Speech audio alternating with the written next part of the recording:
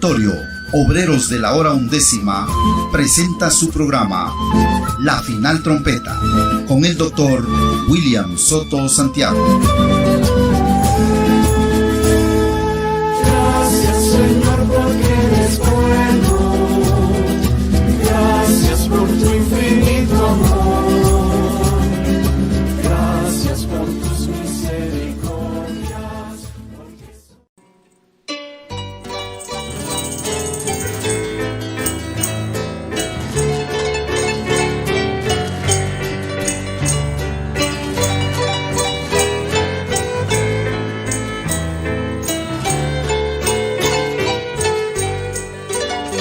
Su misericordia es eterna para mí, y con vida eterna con él viviré. En un cuerpo nuevo con él reinaré, por el universo yo caminaré. Su misericordia es eterna para mí, y con vida eterna con él viviré. En un cuerpo nuevo con él reinaré, por el universo yo caminaré.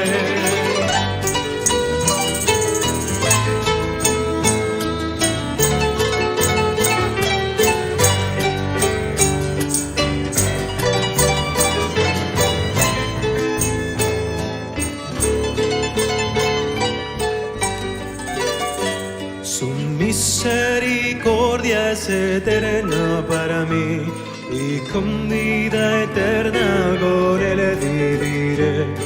En un cuerpo nuevo con él reinaré, por el universo yo caminaré. Su misericordia es eterna para mí, y con vida eterna con él viviré. En un cuerpo nuevo con él reinaré, por el universo yo caminaré.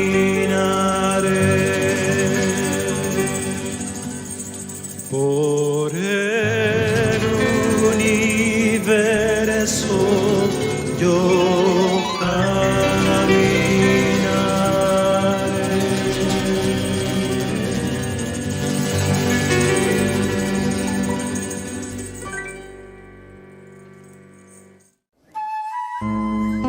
Después de esto miré, y aquí una puerta abierta en el cielo, y la primera voz que oí, como de trompeta, hablando conmigo, dijo: sube acá, y yo te mostraré las cosas que sucederán después de estas.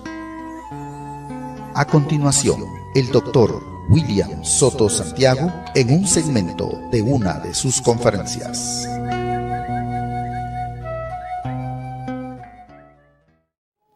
Toda dedicación de un templo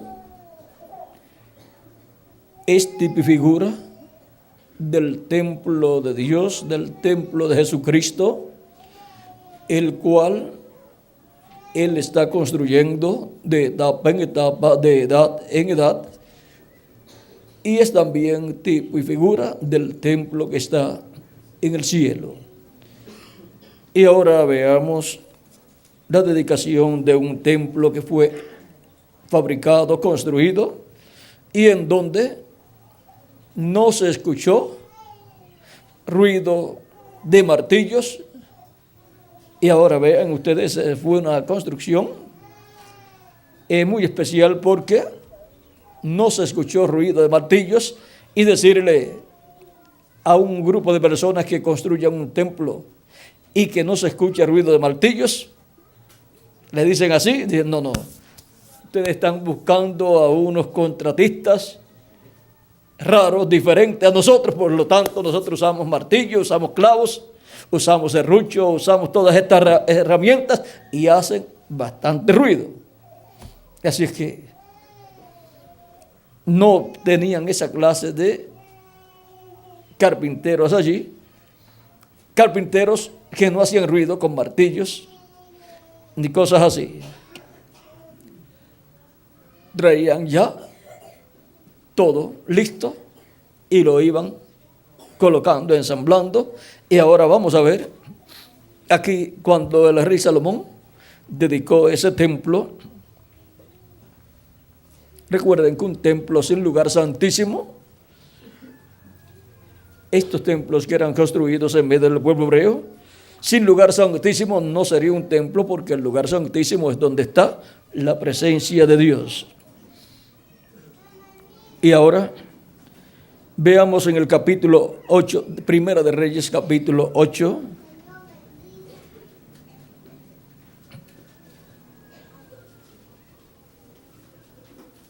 Verso 1 en adelante dice: entonces Salomón reunió ante sí en Jerusalén a los ancianos de Israel, a todos los jefes de las tribus y a los principales de las familias de los hijos de Israel, para traer el arca del pacto de Jehová de la ciudad de David, la cual es Sión. Y se reunieron con el rey Salomón todos los varones de Israel en el mes de Etanín, que es el mes séptimo, en el día de la fiesta solemne.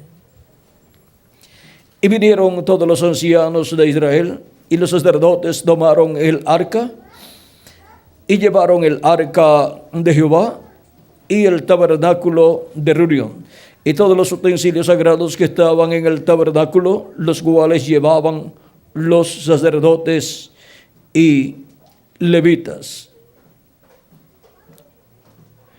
Y el rey Salomón y toda la congregación de Israel que se había reunido con él, estaban con él delante del arca, sacrificando ovejas y bueyes que por la multitud no se podían contar ni numerar. Y los sacerdotes metieron el arca del pacto de Jehová en su lugar, en el lugar o en el santuario de la casa, en el lugar santísimo, debajo de las alas de los querubines. O sea, debajo de las alas de los querubines de madera de olivo que Salomón había construido, los cuales fueron cubiertos con oro. Eran unos querubines gigantes que fueron colocados en el lugar santísimo, uno a cada lado, y el arca fue colocada en el centro. Porque los querubines tenían extendidas las alas sobre el lugar del arca, y así cubrían los querubines el arca y sus varas por encima. Y sacaron las varas de manera que sus extremos se dejaban ver desde el lugar santo, que está delante del lugar santísimo, pero no se dejaban ver desde más afuera, y así quedaron hasta hoy. En el arca ninguna cosa había sino las dos tablas de piedra que allí había puesto Moisés en Horeb, donde Jehová hizo pacto con los hijos de Israel cuando salieron de la tierra de Egipto. Y cuando los sacerdotes salieron del santuario, la nube llenó la casa de Jehová, y los sacerdotes no pudieron permanecer para ministrar por causa de la nube, porque la gloria de Jehová había llenado la casa de Jehová. Que Dios bendiga nuestras almas con su palabra y nos permita entenderla. Nuestro tema es la dedicación del templo por Salomón, el hijo de David. Pueden tomar asiento si tienen la bondad.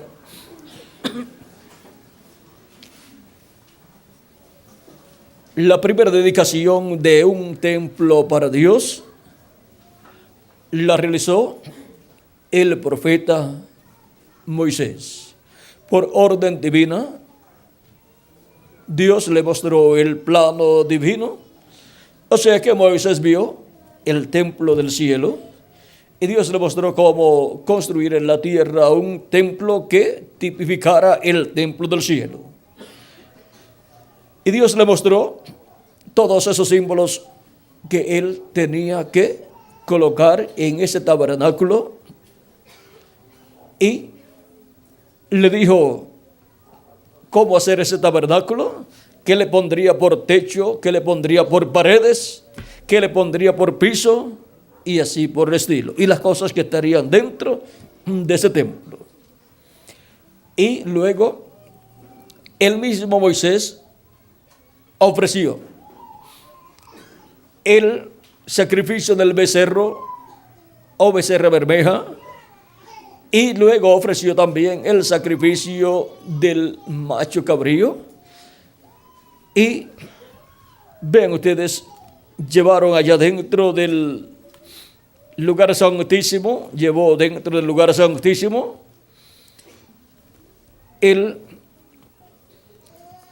la sangre del macho cabrío. Veamos Hebreos capítulo 9. Nos dice,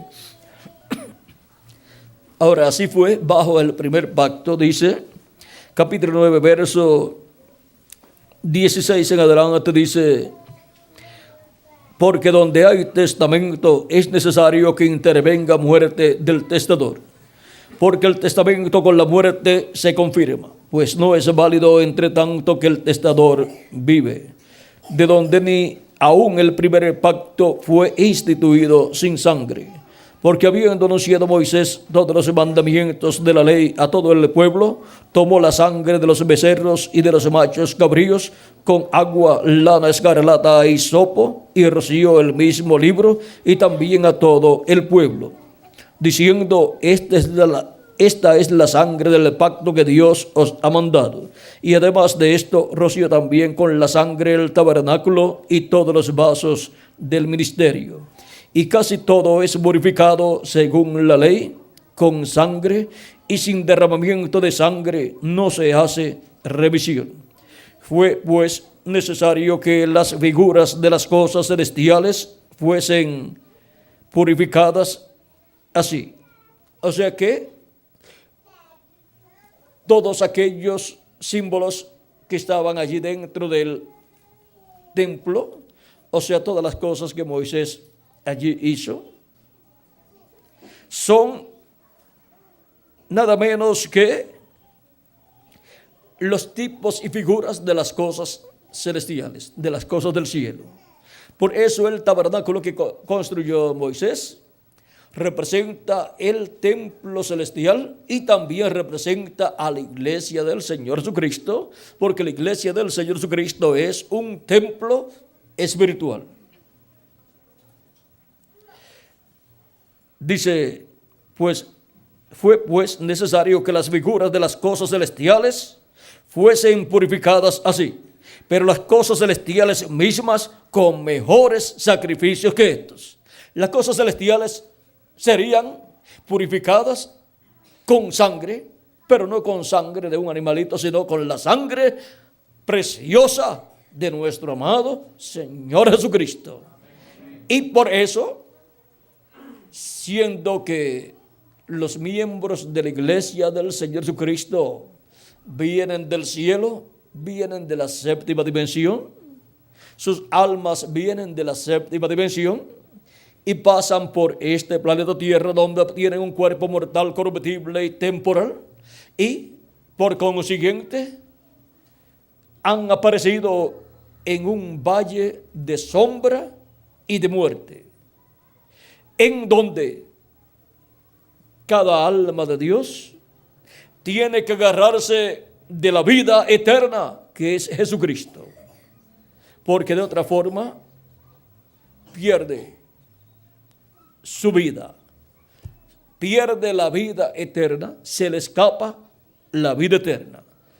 Pero así como hubo un sacrificio para los primogénitos que estaban en Egipto, para la ocasión en que la muerte vendría sobre todo los primogénitos en Egipto, allí estaba el sacrificio del Cordero Pascual y la sangre aplicada sobre el dintel de los postes de los hogares de los hebreos, para que no murieran los primogénitos del pueblo hebreo. Y para que no mueran los primogénitos del Israel celestial, los primogénitos del cielo, los primogénitos de la casa de Dios, la casa del cielo, la familia del cielo, para que no muera. La sangre del Cordero Pascual de Jesucristo nuestro Salvador ha sido derramada en la tierra y ha sido colocada sobre el dintel de la puerta de nuestra alma en nosotros como individuos, para que la muerte no entre a nuestras almas y podamos vivir eternamente. Y también en la casa de Dios, que es la iglesia como cuerpo místico de creyentes, ha sido colocada la sangre de Jesucristo, el Cordero de Dios. Ahí la puerta, y la puerta es Jesucristo, nuestro Salvador. Ahí está la sangre que nos protege para que no muramos, para que la muerte no pueda llegar a nosotros, sino que permanezcamos con Cristo, porque el que entra por esa puerta, el que por mí entrare, será salvo, dice el Señor Jesucristo. Él es la puerta del redil de las ovejas, y el redil de las ovejas es la iglesia del Señor Jesucristo, y en esa puerta está la sangre de redención, la sangre que impide que la muerte entre a esa casa, porque esa casa está llena de vida eterna, la cual nos da Jesucristo nuestro Salvador. Y ese es el único lugar seguro, estar en la casa de Dios, entrando por la puerta que es Jesucristo nuestro Salvador. Y eso es estar en Cristo, porque Cristo es su iglesia también, así como un grano de trigo cuando es sembrado, nace, y lo que aparece no es un grano de trigo, es una planta de trigo. Y esa planta de trigo es el grano de trigo convertido en planta de trigo para llevar muchos granos de trigo. Y Cristo, al morir en la cruz del Calvario, resucitar y ascender al cielo, ahora la iglesia del Señor Jesucristo es su cuerpo místico de creyentes, donde Él está para reproducirse en muchos granos de trigo, en muchos hijos e hijas de Dios. Siendo Él el Hijo de Dios, su reproducción es ¿qué? Hijos e hijas de Dios. Y ahora podemos ver que esa casa es la familia de Dios. No es una casa de 4 paredes, sino que es una casa de seres humanos. Es una casa, una familia, una descendencia. La familia de Dios, la descendencia de Dios. ¿Sabían ustedes que Dios tiene descendencia? No tiene ascendencia, pero tiene descendencia. ¿Ven? No tiene ascendencia, porque a Él no lo hizo otra persona. Pero nosotros somos descendientes suyos. Y ahora vean ustedes, la descendencia de Dios tenía que ser purificada con la sangre del Señor Jesucristo, del sacrificio perfecto. Y por eso es que encontramos que Dios en el Antiguo Testamento reflejó en aquellos sacrificios lo que Dios realizaría en la venida del Mesías, en su primera venida, muriendo en la cruz del Calvario. ¿Para qué? Para la purificación con su sangre de todos los hijos e hijas de Dios, de todos los descendientes de Dios. Y ahora vean ustedes, nuestras almas vienen de Dios, pero el cuerpo físico mortal y corruptible que hemos recibido en la tierra ha sido en la permisiva voluntad de Dios obtenido. Y también el espíritu del mundo que recibimos cuando nacimos por medio de nuestros padres. Y por eso la persona necesita un nuevo nacimiento. Por lo tanto, el alma de la persona necesita nacer de nuevo, en donde obtiene un cuerpo teofánico de la sexta dimensión. Al recibir a Cristo como su Salvador, lavar sus pecados en la sangre de Cristo y recibir su Espíritu Santo. Y así la persona es purificada por la sangre de nuestro amado Señor Jesucristo. Y vean cómo lo que hizo Moisés allá en el templo, al esparcir la sangre de los becerros bermejos o becerro bermejo y del macho cabrío, esparcir la sangre sobre todo lo que estaba allí. Pues dice, además de esto, dice, tomó la sangre de los becerros y de los machos cabríos con agua, lana escarlata y hisopo, y roció el mismo libro, y también a todo el pueblo, diciendo, esta es la sangre del pacto que Dios os ha mandado. Y además de esto, roció también con la sangre el tabernáculo y todos los vasos del ministerio. Y casi todo es purificado según la ley con sangre. Y sin derramamiento de sangre no se hace remisión. Fue pues necesario que las cosas las figuras de las cosas celestiales, o sea, lo que tipificaba las cosas celestiales eran las cosas que estaban en el templo o tabernáculo que construyó Moisés y aún el mismo templo. Pero las cosas celestiales mismas con mejores sacrificios que estos. Porque no entró Cristo en el santuario hecho de mano, figura del verdadero, sino que en el mismo cielo para presentarse ahora por nosotros ante Dios. Pues Cristo es el sumo sacerdote.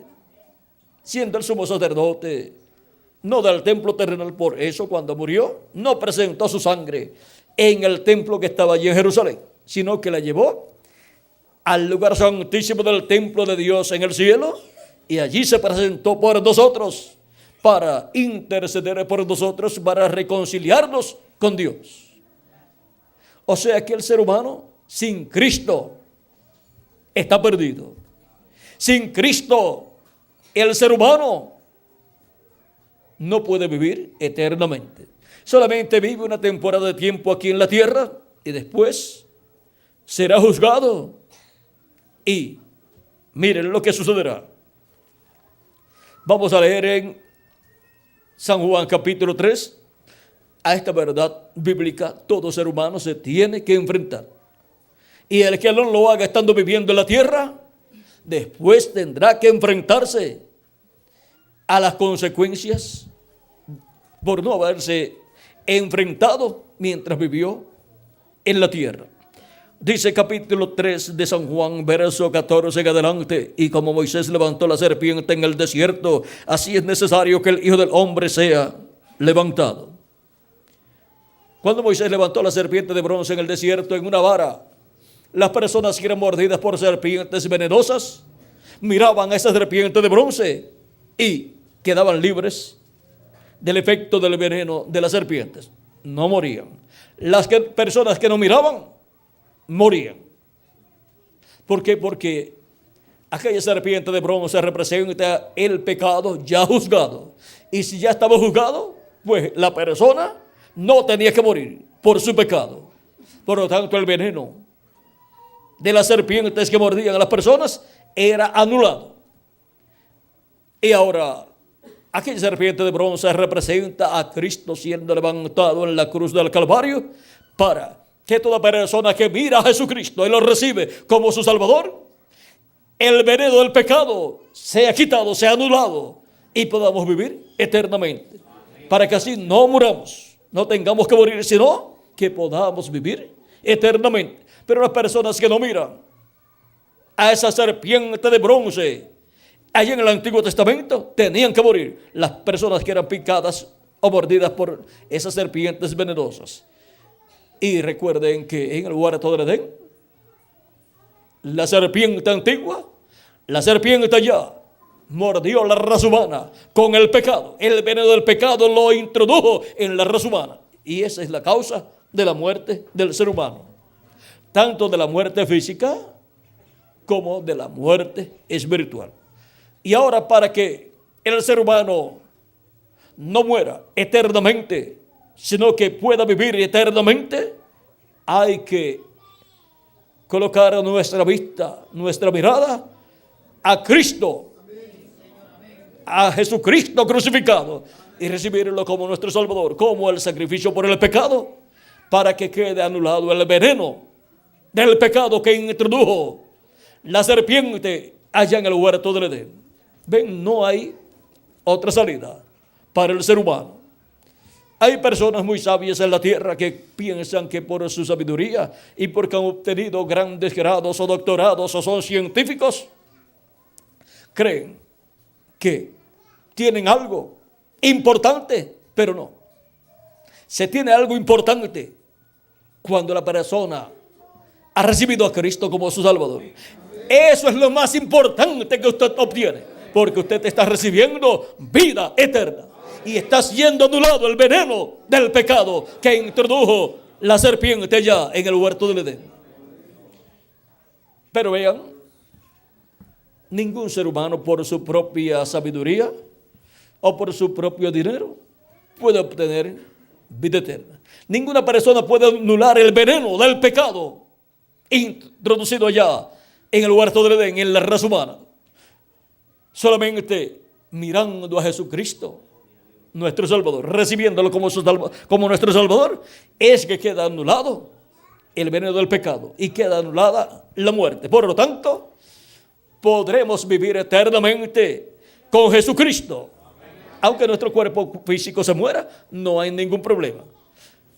Cristo ha prometido en el capítulo 6, luego continuaremos con el capítulo 5, capítulo 6 de San Juan, verso 39 al 40. Y esta es la voluntad del Padre, el que me envió, que de todo lo que me diere no pierda yo nada, sino que lo resucite en el día posterior. ¿Ve? Hay una resurrección para todos los que el Padre le ha dado a Jesús, para que reciban salvación. Y ahora vean lo que a continuación dice: y esta es la voluntad del que me ha enviado, que todo aquel que vea al Hijo y cree en Él tenga vida eterna, y yo le resucitaré en el día postrero. O sea, en el séptimo milenio, Él le resucitará. Y ahora continuemos leyendo aquí, en el mismo capítulo 3 que estamos leyendo anteriormente, verso 15 a continuación. El verso 15 dice: para que todo aquel que en Él cree no se pierda, mas tenga vida eterna. La única forma o única manera de evitar que nuestra alma se pierda es ¿cuál? Mirando a Jesucristo y su sacrificio en la cruz del Calvario, y recibiéndolo como nuestro Salvador, y lavando nuestros pecados en su sangre, y recibiendo su Espíritu, y así obteniendo el nuevo nacimiento, porque el que no nazca de nuevo no puede ver el reino de los cielos o reino de Dios. El que no nazca del agua y del Espíritu no puede entrar en el reino de Dios. Ahora, no hay otra salida para el ser humano.